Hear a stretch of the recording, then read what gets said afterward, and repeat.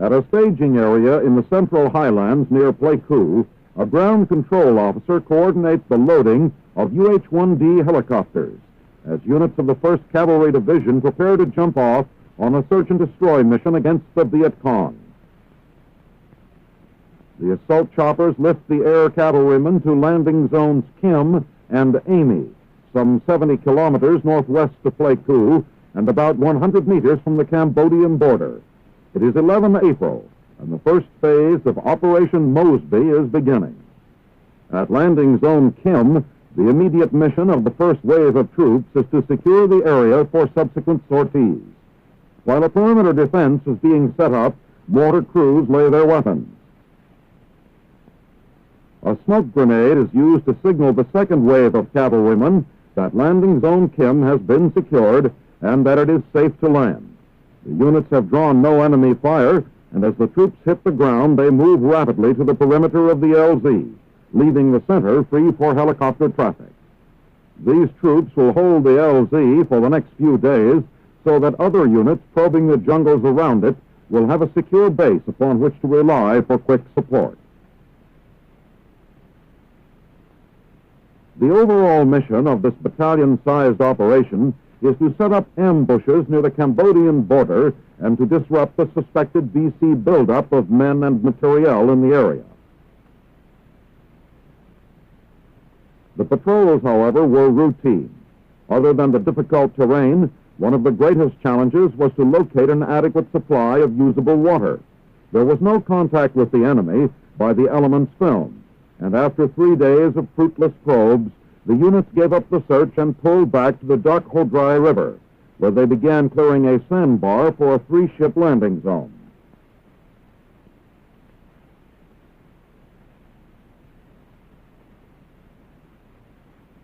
As the Hueys touch down, the cavalrymen rush aboard and will soon be making their second assault landing within 4 days.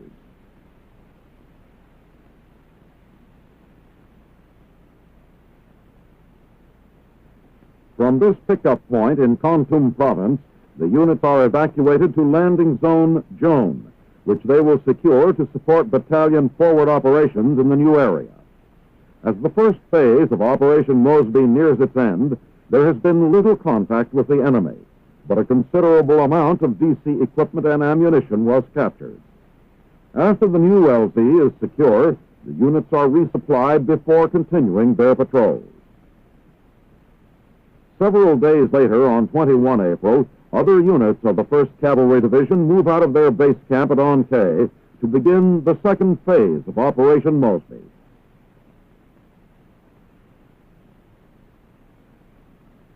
This part of the campaign is directed against an area in Pleiku province, some 25 kilometers northeast of the town of Pleiku, in a region where U.S. forces have never before operated.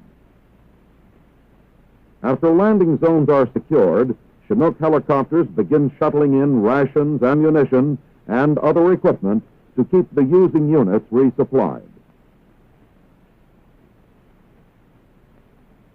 At one of the forward LZs, artillery crews quickly lay their lightweight M102 howitzers and begin firing a mission in support of an infantry unit that is pushing 2,000 meters to the north.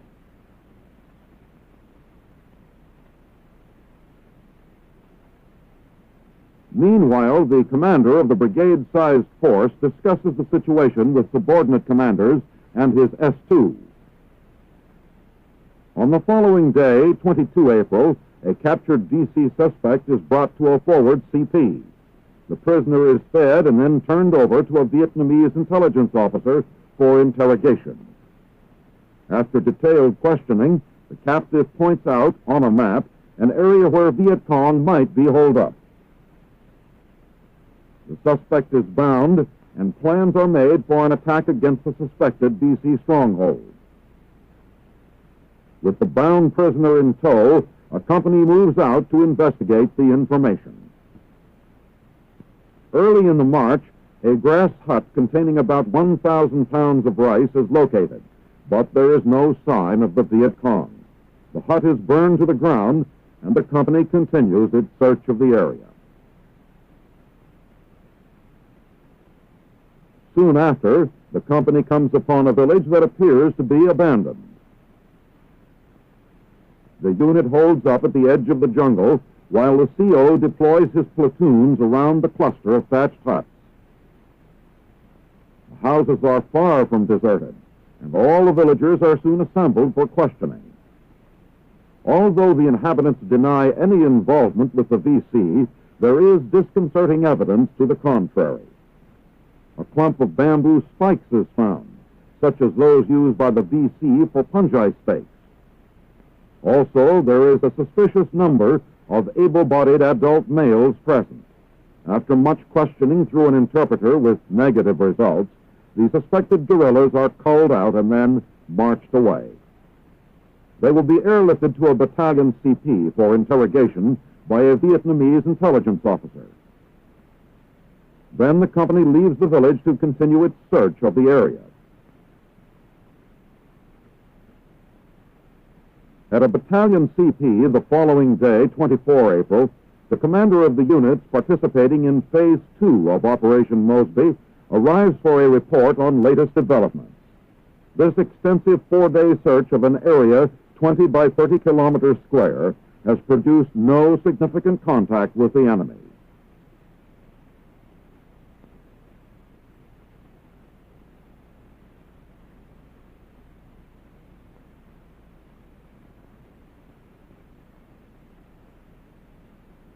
During the second week of April, an O-1 flies over Song Bay in Quoc Long Province, dropping surrender leaflets. Here, 120 kilometers northeast of Saigon, Operation Denver is being launched by the 173rd Airborne Brigade. On the ground, troops sweep through a rubber plantation on the outskirts of Song Bay. Snipers fire at the airborne troopers, and a firefight begins.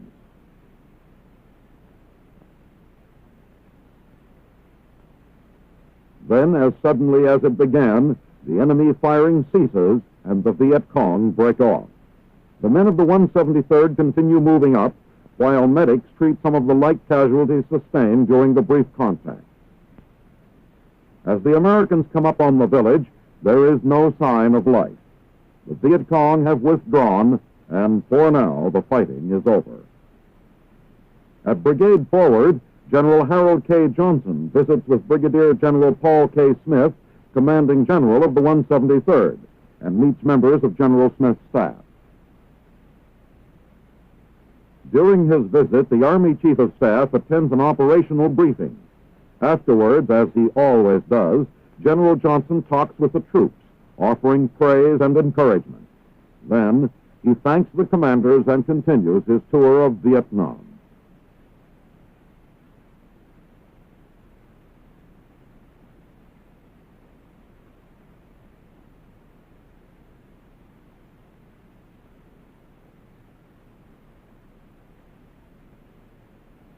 This boat is a part of a 12-man river patrol being conducted on 23 April by an American advisor and a regional force unit stationed at Quang Nguyen, some 20 kilometers southeast of Saigon. The destination of the patrol is the new outpost some 5 kilometers down the Toc On Gia River at its juncture with the Long Tao River. Defensive positions are checked and ways of improving them are discussed by the American advisor and his Vietnamese counterpart at the outpost. Then the patrol begins its return to Quang Nguyen the same afternoon. The outpost provides security for the main shipping channel on the Long Tao, which emerges near the mouth of the Saigon River.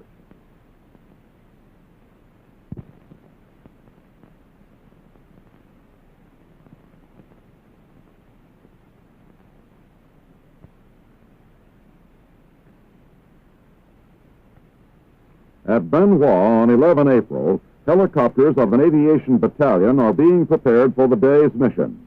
The machine gun ammo track is checked out and the belt threaded for action. The battalion is supporting Vietnamese special forces in a move to set up a permanent civilian irregular defense group camp near Song Bay.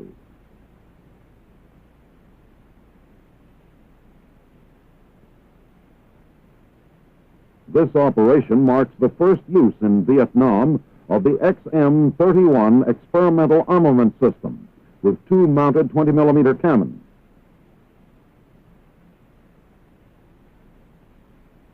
The copters take off on Operation Exodus. Their mission is to prepare a landing zone in the area of Song Bay for an assault.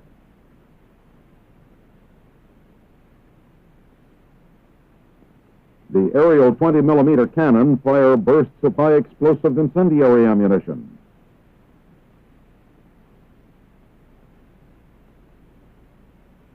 As the time for landing the men approaches, rocket-equipped helicopters open fire. Together with the first battle appearance of the 20-millimeter cannon, they subject the enemy to a blanket of fire.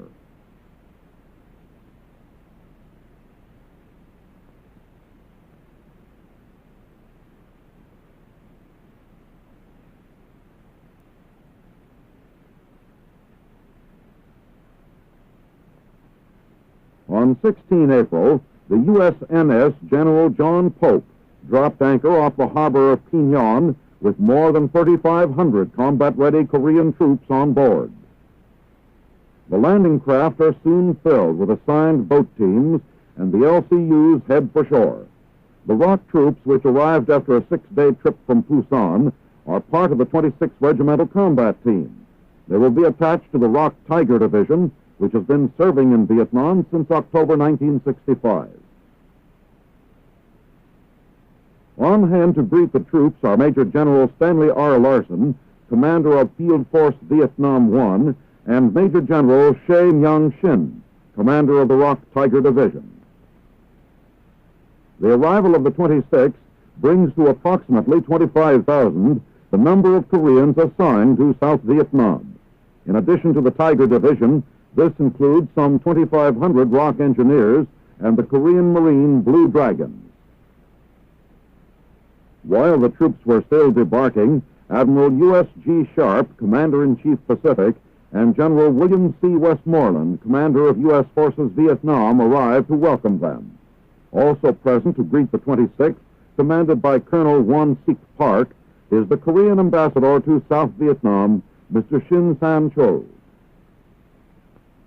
The ROC units will undergo 5 weeks of training nearby and will then move to their area of responsibility, Van Con Valley, some 20 kilometers northwest of Kinyon.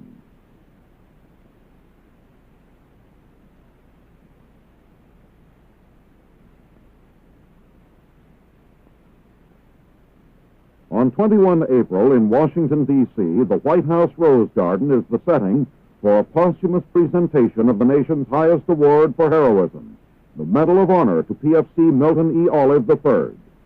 Relatives and family friends attend. The President states that PFC Olive had made the hardest decision any man can make, to put others first and himself last. 6 months ago, the 19-year-old soldier from Chicago was with his platoon on a jungle trail near Phu Quang, Vietnam, when a Viet Cong grenade landed in their midst. PFC Olive threw himself over the live grenade and saved the lives of his fellow servicemen. His father receives the medal and citation from President Johnson.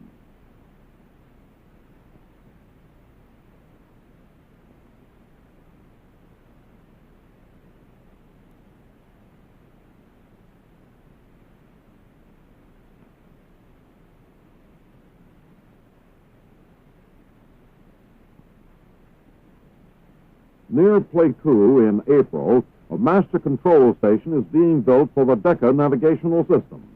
Decca is a highly stable all-weather radio position fixing service, which provides aircraft position information from a set of widely spaced radio transmitting stations.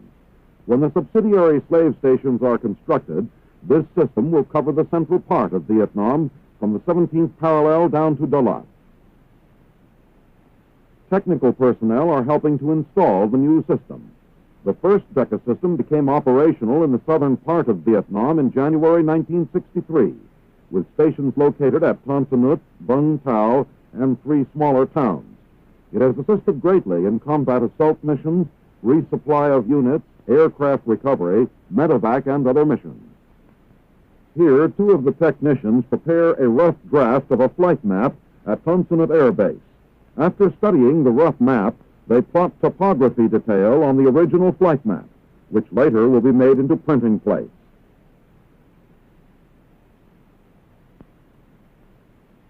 A technician reproduces copies of the flight log chart, which will be inserted into a display mechanism mounted on the console of the aircraft. Information is furnished to the aircraft up to a distance of several hundred kilometers.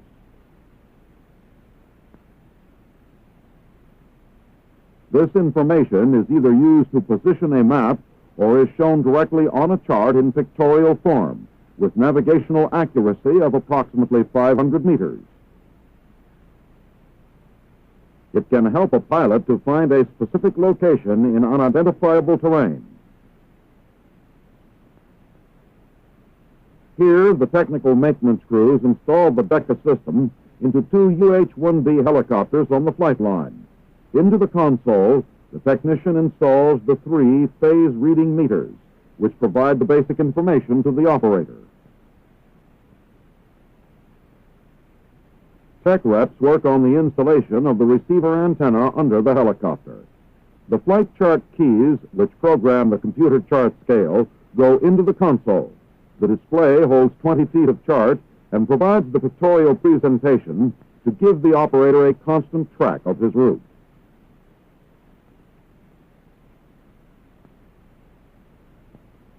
Then the display with its map is mounted in the cockpit. The newly installed equipment is explained to the crew chief. He is shown the computer in its storage compartment and the console with the chart display and keys.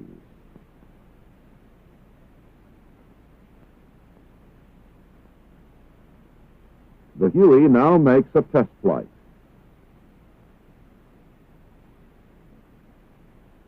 The moving flight log chart with its needle marks the helicopter's course.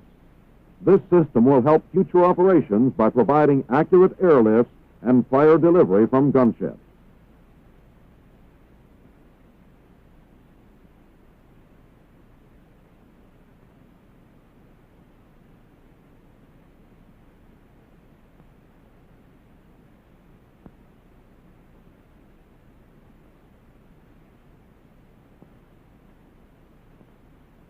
This radio relay installation, situated at Vung Tau overlooking the mouth of the Saigon River, is part of a steadily expanding network of radio stations being constructed in South Vietnam. The chain of stations, called the Integrated Wideband Communications System, is operated by the United States Army Strategic Communications Command and now covers most of Southeast Asia. Construction of new terminals, such as this Vung Tau project, is going forward at a rapid pace to provide improved service for constantly increasing transmission requirements.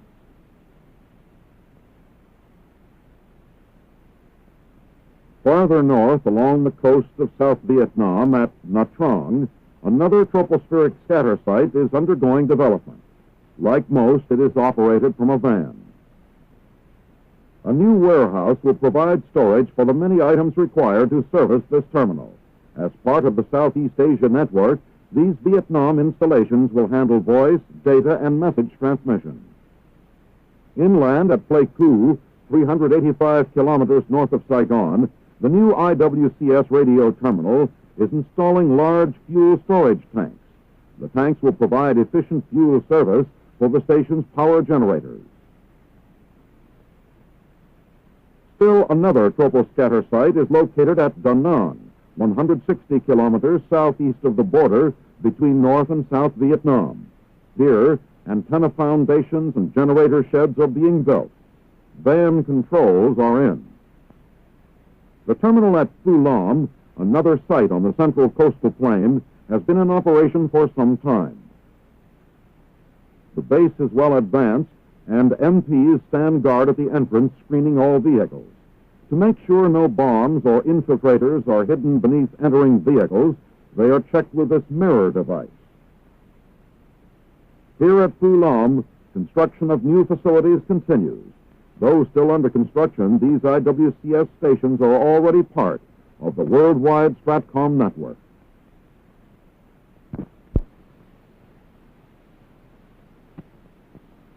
At Panmunjom, Korea, on 23 April, Major General Joseph O. Butcher, U.S. Marine Corps, arrives at the Military Armistice Commission meeting for his first session as senior representative of the United Nations Command. Major General Pak Chung-Cook of North Korea makes a statement discrediting all previous UN members and asking for General Butcher's cooperation. Then UN members listen to accusations of armistice violations. General Butcher and other UN representatives listen to the familiar charges. When it is his turn to address the meeting, General Butcher replies by showing a North Korean propaganda film that depicts the introduction of modern Russian equipment to North Korea.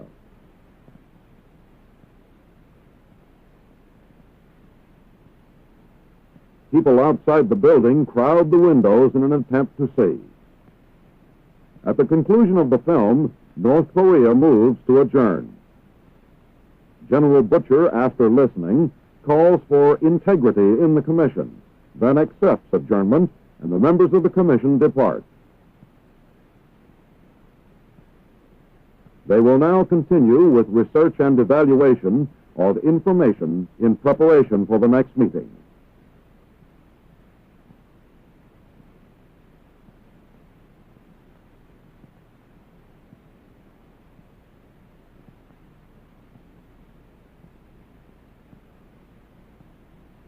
This is Camp Randall near Santo Domingo, base for units of the 82nd Airborne Division, which is part of the ready force of the IAPF. Units of the military police are inspected and receive their patrol orders before they move out on their daily mission. In April, 14 patrols range daily throughout the city, including the area now known as the Rebel Sector. The Inter-American Police Force is composed of 8,000 troops from 6 countries, including 1,000 soldiers and Marines from Brazil and men from Nicaragua, Paraguay, Honduras, Costa Rica, and the United States. The patrols are accompanied by Dominican National Police. MP vehicles guide convoys for 16 hours daily along the MSR, the main supply route which crosses the center of Santo Domingo. The military police were brought in to help the civilian population. This sergeant tells about his present duty. I find the big difference in pulling duty here rather than any place else is that more than law enforcement, we have a large security problem and mission. Probably the biggest job of the military police in the Dominican Republic, requires the most thought, planning, and people, is the security of the U.S. forces here, the U.S. forces installations, and VIP security.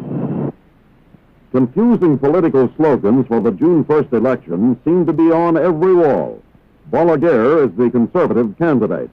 The Liberals' nomination is former President Bush. One voter writes, "Go home, Yankee, and take me with you."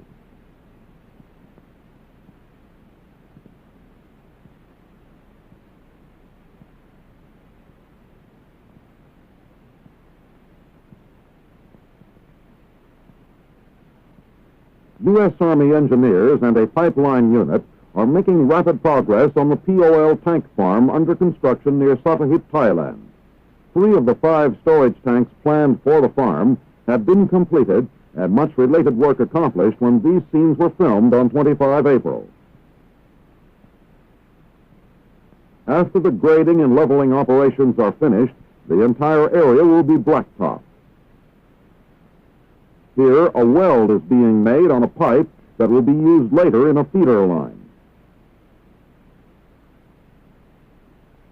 Meanwhile, other engineers and a Thai laborer install a T-joint in the pipeline to the first completed storage tank. Elsewhere, personnel are joining pipes from the storage tanks to the filter separators. All underground pipes connecting the storage tanks have been laid previously and the filter separators installed.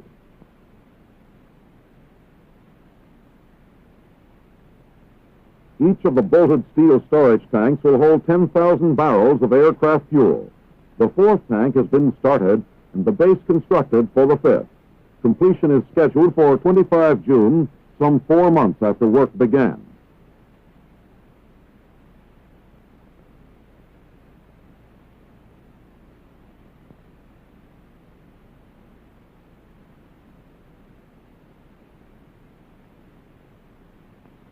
In Prabuddhabat, Thailand, 144 kilometers north of Bangkok, the provincial hospital is cooperating with the Sito General Medical Research Lab of Bangkok in the study of the various forms of malaria.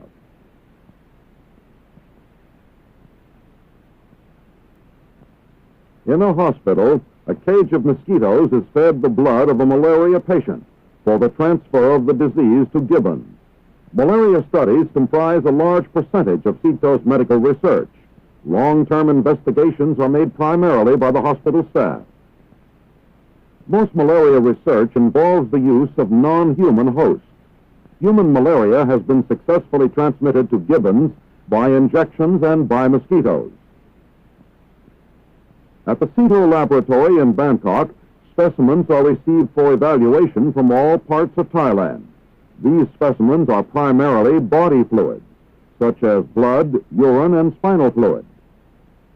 The technician here injects fluid into test vials as the entomology lab conducts a precipitin test of mosquito blood meals.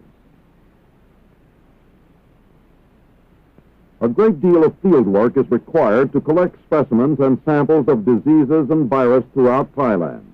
Medical teams are constantly at work in the field, forwarding specimens to the research lab in Bangkok for evaluation and cataloging. The United States has been working with Thailand in medical research for over 5 years. The U.S. component of the lab is a special activity of Walter Reed Army Institute of Research, U.S. Army Medical Research and Development Command. Research collaboration is also performed with the Thai Ministry of Public Health, the School of Tropical Medicine, and the Ministries of Agriculture and Interior. In the automatic blood analyzer, specimens are drawn through the tube system and the results scribed on the recording unit. An American technician takes the recorded data of the tests and by means of an overlay chart reads the results. Malaria affects more people in Thailand than any other disease. In the cooperative research project, the problem of disease resistance to drugs is being investigated. 7 of 9 scientific departments here are involved in the study of malaria. The results of this research are of great importance in both peace and war.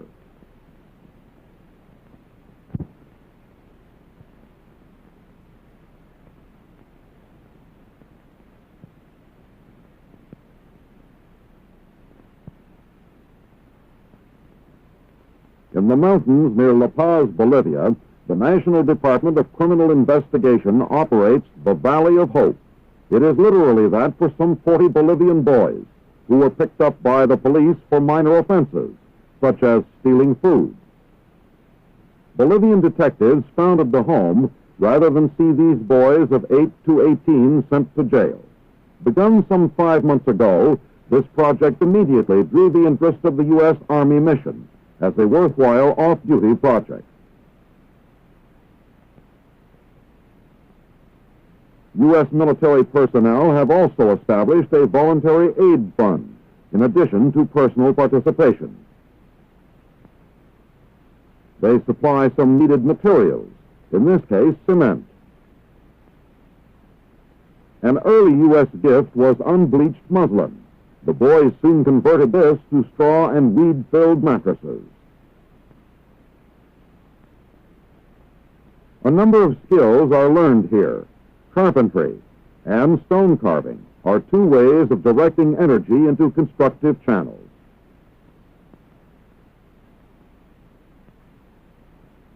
There are garden plots where the boys, on their own, raise a variety of basic vegetables.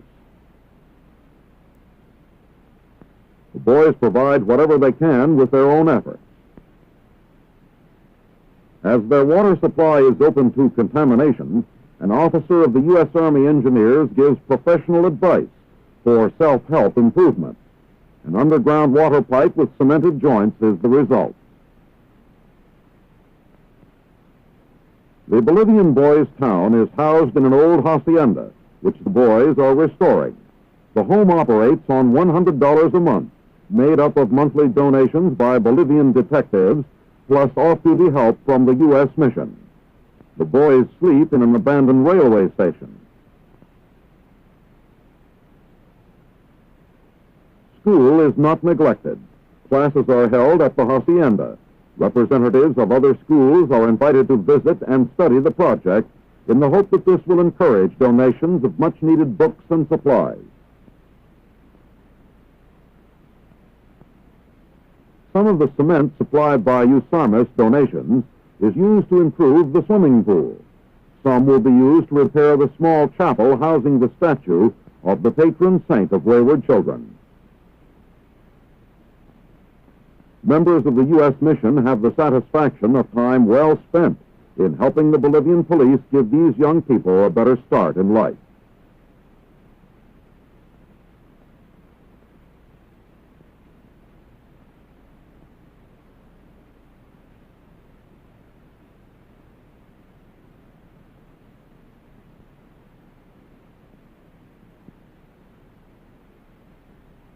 High atop Mount Guglielmo in northern Italy, a badly deteriorated refuge is being rebuilt through the combined efforts of U.S. Army personnel and the local populace.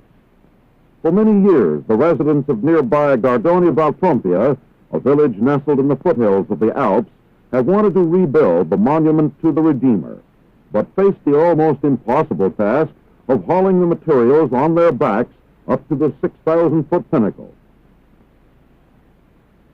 The Southern European Task Force responded to a request for assistance by furnishing 2 CH-34 helicopters for an airlift of construction materials from the pickup point to the mountaintop. The airlift began on 21 April and was scheduled to continue for about 2 weeks. An estimated 440 flights will be needed to transport the 400 tons of materials. As the Choctaws reach the summit, youngsters of the village delight in the strange, noisy aircraft, while their fathers retrieve and store the sand, gravel, and lumber. Meanwhile, back in the valley, a new cross for the monument is readied for sling lift to the summit. Senator Ludovico Montini, brother of Pope Paul, and the commander of CTAF, Major General George W. Power, discussed the project. The villagers, under the leadership of Pope Paul's father, built the monument in 1902. CTAF's assistance in this project was hailed by local publications as an example of its, by now, well-known usual and generous spirit of cooperation. At a staging area in the central highlands near Pleiku, a ground control officer coordinates the loading of UH-1D helicopters as units of the 1st Cavalry Division prepare to jump off on a search and destroy mission against the Viet Cong. The assault choppers lift the air cavalrymen to landing zones Kim and Amy, some 70 kilometers northwest of Pleiku and about 100 meters from the Cambodian border. It is 11 April, and the first phase of Operation Mosby is beginning.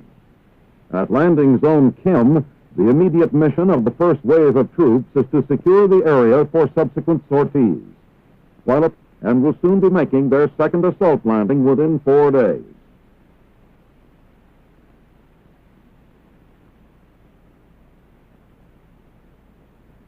From this pickup point in Kontum Province, the units are evacuated to landing zone Joan, which they will secure to support battalion forward operations in the new area. As the first phase of Operation Mosby nears its end, there has been little contact with the enemy, but a considerable amount of DC equipment and ammunition was captured. After the new LZ is secure, the units are resupplied before continuing their patrols. Several days later, on 21 April, perimeter defense is being set up. Mortar crews lay their weapons. A smoke grenade is used to signal the second wave of cavalrymen that landing zone Kim has been secured and that it is safe to land. The units have drawn no enemy fire, and as the troops hit the ground, they move rapidly to the perimeter of the LZ, leaving the center free for helicopter traffic. These troops will hold the LZ for the next few days so that other units probing the jungles around it will have a secure base upon which to rely for quick support.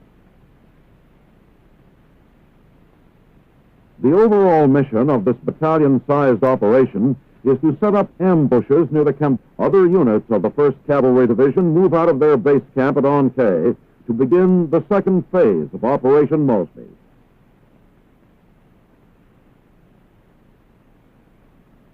This part of the campaign is directed against an area in Pleiku province, some 25 kilometers northeast of the town of Pleiku, in a region where U.S. forces have never before operated. After landing zones are secured, Chinook helicopters begin shuttling in rations, ammunition, and other equipment to keep the using units resupplied. At one of the Cambodian border, and to disrupt the suspected BC buildup of men and materiel in the area. The patrols, however, were routine. Other than the difficult terrain, one of the greatest challenges was to locate an adequate supply of usable water. There was no contact with the enemy by the elements film, and after 3 days of fruitless probes, the units gave up the search and pulled back to the Dak Hodrai River, where they began clearing a sandbar for a 3-ship landing zone.